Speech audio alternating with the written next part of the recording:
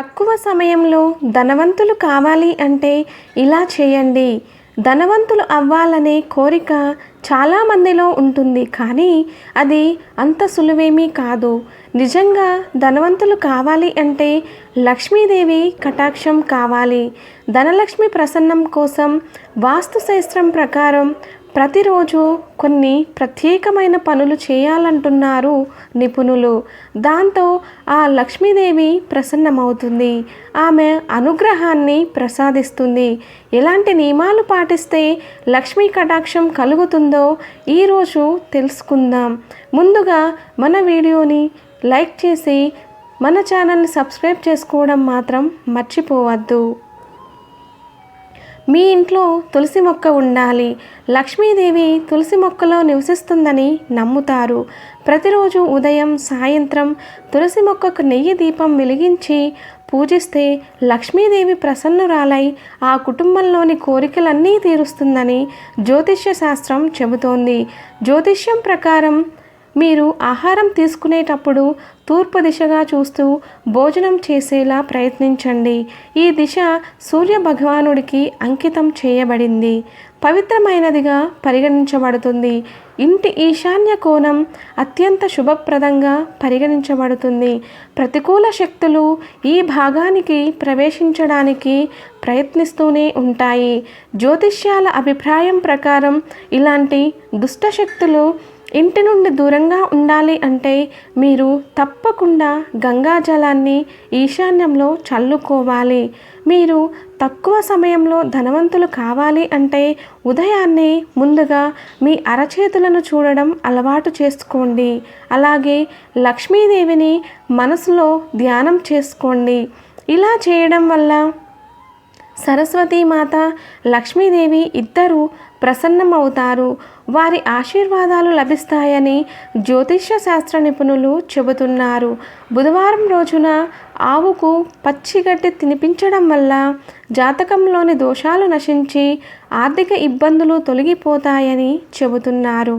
ప్రధాన ద్వారంకి ఇరువైపులా గణేష్ చిత్రపటాలు ఉండడం ముఖ్యమని వాస్తుశాస్త్రం సూచిస్తుంది. వినాయకుడి బొమ్మ ఉంచడం వల్ల ఇంట్లో వాస్తు దోషం తగ్గుతుంది, తద్వారా ఆనందం, శ్రేయస్సు లభిస్తుంది. కుబేరుడు సంపద శ్రేయస్సు దేవుడు. శ్రేయస్సు కోసం ఉత్తర భాగంలోని ఉత్తర గోడపై కుబేర యంత్రాన్ని అమర్చి అన్ని విలువైన వస్తువులు, నగలు, డబ్బు, ముఖ్యమైన పత్రాలను ఇంటి నైరుతి మూలలో ఉంచండి. ఇంటి ద్వారం వద్ద ఉండే తలుపుకు కుంకుమతో స్వస్తిక్ గుర్తు వేయాలి. ఇంటి ప్రధాన తలుపులు ఎప్పుడూ సూర్యోదయానికి ముందే తెరవాలి. కిటికీలు, తలుపుల నుండి వచ్చే సూర్యుని యొక్క మొదటి కిరణం ఇంటిని సంపదతో నింపుతుంది. తెల్లవారుజాము వరకు నిద్రపోయే వారి ఇంట్లో ఎప్పుడూ పేదరికం ఉంటుంది. ఉదయం నిద్ర లేచిన తర్వాత ఖచ్చితంగా సూర్యభగవానుడికి నీటిని సమర్పించండి. దీనిని క్రమం తప్పకుండా అనుసరించే ఇళ్లకు పేదరికం దూరంగా ఉంటుంది. సూర్యునికి నీటిని సమర్పించేటప్పుడు 7 సార్లు ప్రదక్షిణలు చేసి ఓం ఆదిత్యాయ నమః అనే మంత్రాన్ని జపించాలి. శనివారం లేదా మంగళవారం రోజు రావి చెట్టుకు పాలు, బెల్లం కలిపిన నీళ్లను పోసి రావి చెట్టుకు ప్రార్థన చేయాలి. రావి చెట్టును అశ్వత్థామ వృక్షం అంటారు. సాక్షాత్ విష్ణు స్వరూపంగా భావించే రావి చెట్టును ఎవరు పూజిస్తారో వారికి లక్ష్మీ అనుగ్రహం లభిస్తుంది.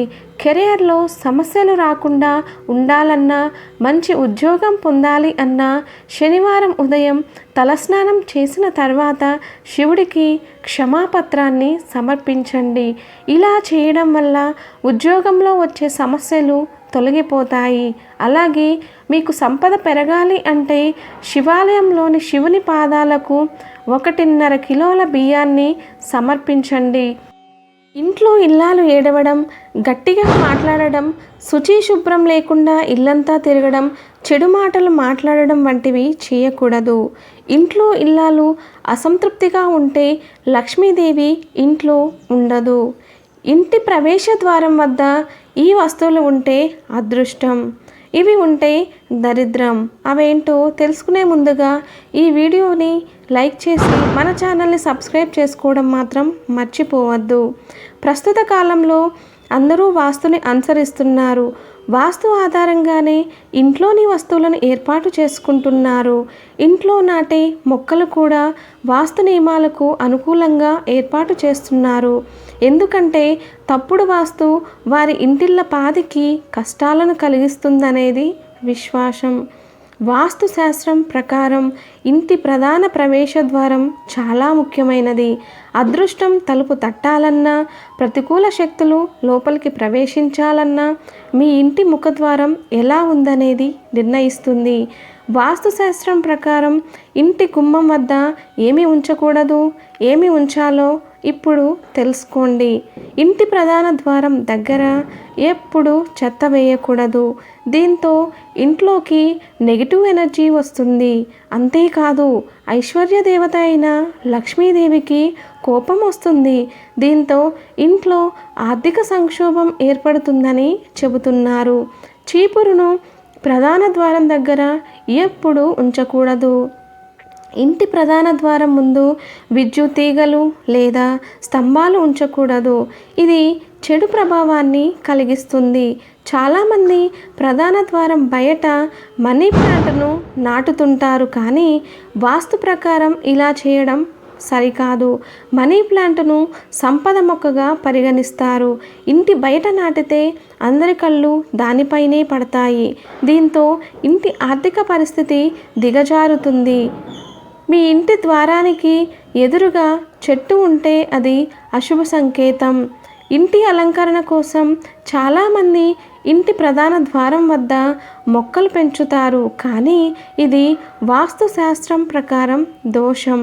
ఇంటి ఆవరణలో మొక్కలు, చెట్లు ఉండాలి.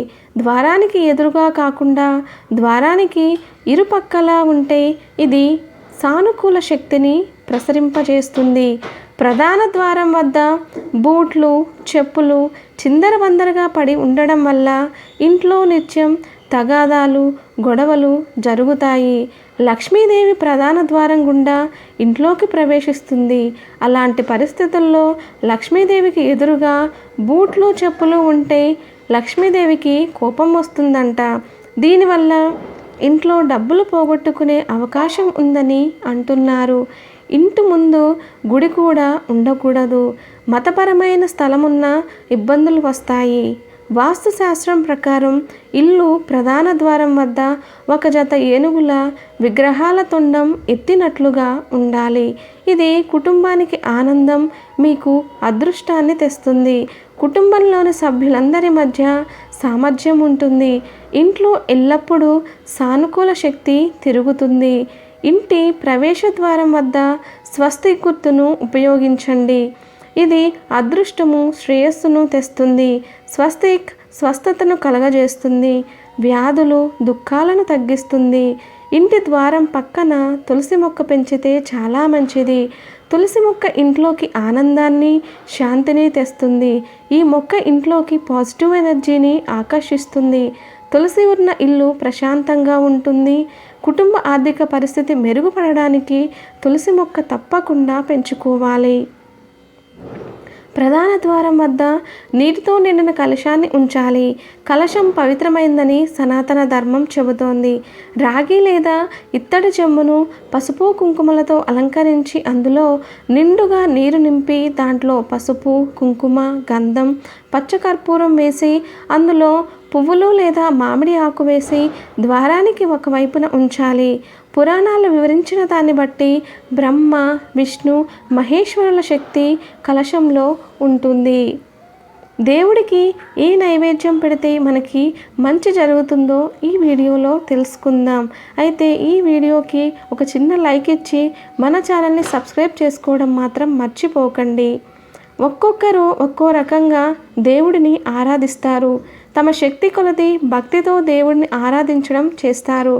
నైవేద్యం అంటే మనం మనస, వాచ, కర్మన మన శక్తి కొద్దీ భక్తిపూర్వకంగా దేవుడికి సమర్పించేది. మరి మన ఇంట్లో మనం ఏ దేవుడికి ఏ నైవేద్యాలు పెడితే మంచి ఫలితం ఉంటుందో తెలుసుకుందాం. జామ పండుని వినాయకుడికి నైవేద్యంగా సమర్పిస్తే పొట్టకు సంబంధించిన సమస్యలు నయమైపోతాయి. లక్ష్మీదేవికి క్షీరాన్నం, తీపి పండ్లు నైవేద్యంగా పెట్టి తామర పూలతో పూజిస్తే లక్ష్మీ కటాక్షం కలుగుతుంది. అలాగే అష్ట ఐశ్వర్యాలను, ఆరోగ్యాన్ని ప్రసాదించే లక్ష్మీదేవికి వరి ధాన్యంతో చేసిన పదార్థాలను నైవేద్యంగా పెడితే లక్ష్మీదేవి ఇష్టంగా స్వీకరిస్తుంది. చదువుల తల్లి సరస్వతిని పూజించే సమయంలో కిచిడీని నైవేద్యంగా పెడితే పిల్లలకి మంచి బుద్ధి, చదువు ప్రార్థిస్తుంది. అరటి పండ్లను దేవుళ్లకు నైవేద్యంగా పెడితే ఆగిపోయిన పనులు త్వరగా పూర్తవుతాయి, అప్పుల బాధ తొలగిపోతుంది. కొబ్బరికాయను దేవునికి నైవేద్యంగా పెడితే పనులు త్వరగా సులభంగా పూర్తవుతాయి, అనుకున్న కార్యాలు దిగ్విజయంగా నెరవేరుతాయి. పై అధికారుల నుంచి ఎటువంటి సమస్యలు రావు. శ్రీకృష్ణుడికి అటుకులతో కూడిన తీపి పదార్థాలు, వెన్న నైవేద్యంగా పెడితే తులసి దళాలతో పూజిస్తే మంచిది. వినాయకుడికి మామిడి పండు సమర్పిస్తే ఇల్లు కట్టుకునే వారికి గృహ నిర్మాణ సమస్యలు తీరుతాయి. బకాయిలు చెల్లించడానికి కావాల్సిన సొమ్ము సకాలంలో వస్తుంది. లక్ష్మీ గణపతి హోమం చేయించి మామిడి పండ్లను పూర్ణాహుతిలో సమర్పిస్తే చిట్టీల వ్యవహారాలు చక్కబడతాయి, పాత బకాయిలు వసూలు అవుతాయి. మీ ఇష్ట దైవానికి తేనె, మామిడి రసాలతో నైవేద్యం సమర్పించి దాన్ని అందరికీ పంచి మీరు కూడా స్వీకరిస్తే విశేష ఫలితాలు వస్తాయి. శివుడికి కొబ్బరికాయ, అరటి పండ్లు నైవేద్యంగా పెట్టి మారేడు దళములతో అర్చన చేస్తే శివుడి అనుగ్రహం మీపై ఎల్లప్పుడూ ఉంటుంది. కమలా పండ్లు దేవుడికి నైవేద్యంగా సమర్పిస్తే చాలా కాలంగా పెండింగ్లో ఉన్న పనులు నెరవేరుతాయి. నమ్మకమైన వ్యక్తులు ముందుకొచ్చి సహాయపడతారు, అన్నింటా విజయం సాధిస్తారు. సపోట పండు వివాహాది శుభకార్యాల విషయంలో ఎదురయ్యే ఆటంకాలు పూర్తిగా తొలగిపోతాయి, వివాహ సంబంధాలు ఖాయమవుతాయి. వివాహం కాని వారికి తొందరగా వివాహం నిశ్చయం అవుతుంది. దేవునికి నేరేడు పండును నైవేద్యంగా సమర్పిస్తే నిరుత్సాహం దూరమవుతాయి. శనీశ్వరునికి నేరేడు ప్రసాదంగా పెడితే వెన్ను, నడుము, మోకాళ్ళ నొప్పులు మాయమైపోతాయి. విష్ణువు శివుడికి నేరేడు పండ్లు నైవేద్యంగా సమర్పిస్తే మంచి ఫలితాలను పొందవచ్చు. ద్రాక్ష పండ్లు దేవుడికి ప్రసాదంగా పెడితే ఆనందం, సంతోషం లభిస్తాయి. హనుమంతుడు ఎర్రటి ధాన్యాలను ఇష్టంగా స్వీకరిస్తాడు. ఎర్రటి కందిబేడలను నీటిలో తడిపి వాటిని బెల్లంతో కలిపి స్వామివారి ముందు నైవేద్యంగా పెట్టి పూజ చేస్తే మన కోరికలను తీరుస్తాడట. అమ్మవారికి జామ పండును నైవేద్యంగా పెడితే చక్కెర వ్యాధుల నుంచి ఉపశమనం పొందుతారు. అదేవిధంగా సంతాన ప్రాప్తి, దాంపత్యంలో వచ్చే కలహాలు తొలగిపోతాయి. సంఘంలో మంచి పలుకుబడి ఉంటుంది. గణపతికి పంచామృత అభిషేకం చేసి జామ పండ్లను నైవేద్యంగా పెడితే వ్యాపారాలు చాలా లాభసాటిగా సాగిపోతాయి. ఈ విధంగా ఆయా రకాల పండ్లను భక్తి శ్రద్ధలతో ఆయా దేవతలకు సమర్పిస్తే సకల శుభాలు కలుగుతాయి. పెట్టిన పండును లేదా పదార్థాన్ని నైవేద్యంగా సమర్పించిన తర్వాత తప్పక ప్రసాదంగా స్వీకరించాలి. మన వీడియోకి లైక్ చేసి సబ్స్క్రైబ్ చేసుకోవడం మర్చిపోకండి.